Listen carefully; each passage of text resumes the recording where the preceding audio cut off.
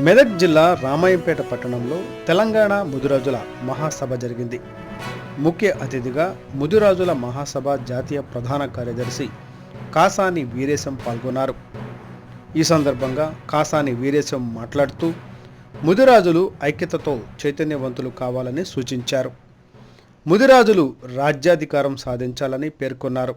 ఈ కార్యక్రమంలో జిల్లా అధ్యక్షుడు పుట్టి రాజు, ఇబ్రహీంపూర్ మాజీ సర్పంచ్ నాగభూషణం, పోచమ్మల గణేష్ తదితరులు అధిక సంఖ్యలో పాల్గొన్నారు.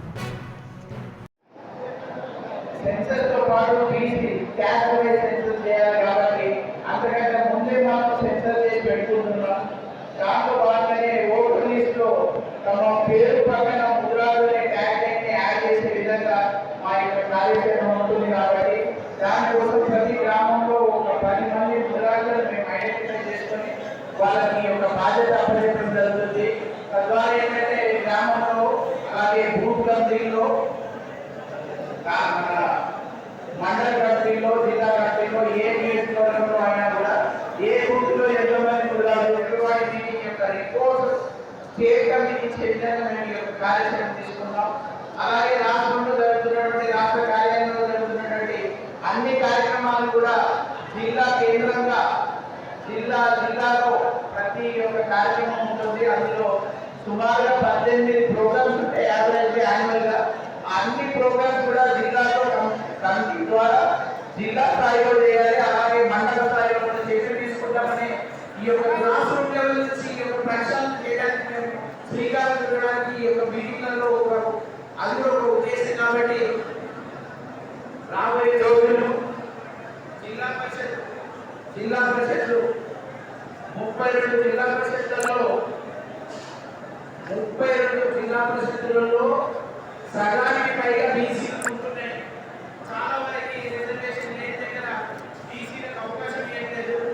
ఆ బీసీలకు అవకాశం ఇవ్వట్లేదు అని అంటే మనం ఒకరిని అడగడం కంటే మనం క్రియేట్ చేసుకోవాలంటే మనకు ఆ శక్తి ఉంది అని నిరూపించుకోవాలనుకుంటే ముద్రాలు ముందుండి సంపన్న వర్గాలకు సంబంధించిన మన బీసీ సోదరులందరినీ కూడా ఒకే దానిపై ఒకే మాటపై తీసుకొని అందరినీ ఒక యునైటెడ్ గా వాళ్ళందరినీ ఒక కామన్ ఎజెండా, కామన్ ప్లాట్ఫామ్ తీసుకొని ఎక్కడైనా అవకాశం ఇవ్వకపోతే ప్రధాన పార్టీలు అక్కడ ఇండిపెండెంట్ గా మనం నిల్చోబెట్టుకొని వాళ్ళని గెలిపించుకొని జిల్లా పరిషత్ చైర్మన్లుగా, అలాగే రిజర్వ్ కాన్స్టిట్యూన్సీస్ లో ఉన్నటువంటి ఎస్సీ ఎస్టీ రిజర్వ్ కాన్స్టిట్యూన్సీస్ లో ఉన్నటువంటి ఇక జిల్లా పరిషత్లను, అక్కడ ఉన్నటువంటి మండల పరిషత్లలో కానివ్వండి, అలాగే లోకల్ బాడీస్ లో ఉన్నటువంటి కార్పొరేషన్స్ కానివ్వండి, మున్సిపాలిటీలలో కానీ ఇవన్నీ మనం ఎప్పుడైతే ఇంటిని స్ట్రాంగ్ ఉండగలుగుతామో, రిజర్వేషన్స్ కాదు ఇక్కడ సంబంధం. ఇక్కడ జనాభా ఆవాస పద్ధతిలో అక్కడ రిజర్వేషన్స్ ఉంటాయి. ఎమ్మెల్యేలలో మనము 19 మంది 18 మంది ఎమ్మెల్యేలు 20 మంది కంటే ఎక్కువ రావట్లేదు. అది రాగాలి అంటే అది ఎవరు ఇయ్యాలి, మనలో మనం కావాలి, మనలో మనకి కాన్ఫిడెన్స్ కావాలి. ఇవన్నీ రావాలంటే మనము బూత్ లిస్ట్ ప్రక్షాళన చేసుకోవాల్సిన అవసరం ఉంది. ఈ బూత్ లిస్ట్ ప్రక్షాళన చేసుకుంటేనే మనకి రాజకీయంగా అన్ని అవకాశాలు వస్తాయి.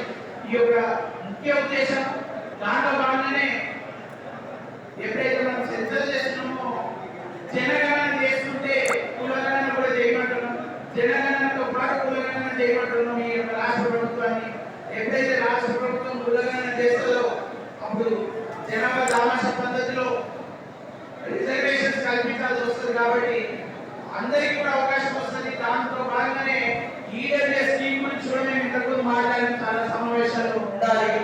లాస్ట్ మూమెంట్ లో కాకుండా ప్రతి విషయంలో కూడా మంచి చెడులో మనం అందరం ఒకరికొకరు కోరుకునే విధంగా ఈ యొక్క కార్యాచరణ ఉంటుంది.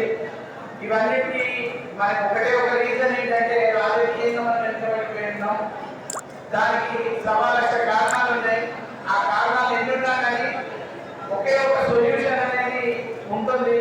ఆ సొల్యూషన్ ఏంటంటే మనం ముద్రాజు ఓటర్ లిస్ట్ లో ముద్రాజు అనే పేరు, ముద్రాజు పక్కన ముద్రాజు అనే ట్యాగ్ యాడ్ చేసుకుంటే అక్కడ ఉన్నటువంటి వారికి గ్రామ స్థాయి నుంచి రాష్ట్ర స్థాయి వరకు ఒక గుర్తింపు వస్తుంది. ఆ గుర్తింపు ద్వారా వాళ్ళకి మనం ధైర్యం చేయగలుగుతాం.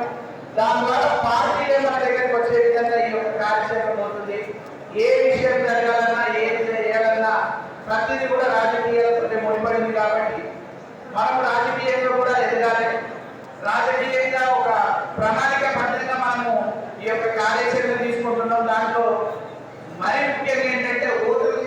అప్డేట్ చేసుకునే కార్యక్రమమే మనం చేస్తున్నాం. ఇప్పుడు రాబోయే రోజుల్లో లోకల్ బాడీ ఎలక్షన్స్ ఉన్నాయి.